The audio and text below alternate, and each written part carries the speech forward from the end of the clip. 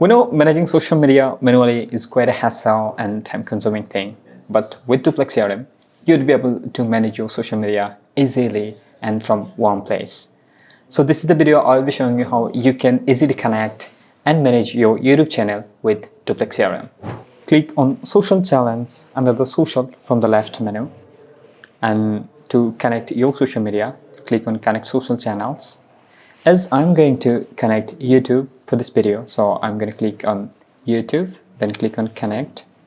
It will redirect to your YouTube channel. From this place, you have to choose which YouTube channel you actually want to connect. So I'm going to connect this account.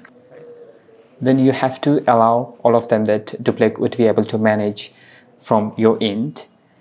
Okay, so I'm going to give Doplac this access, then click on Continue.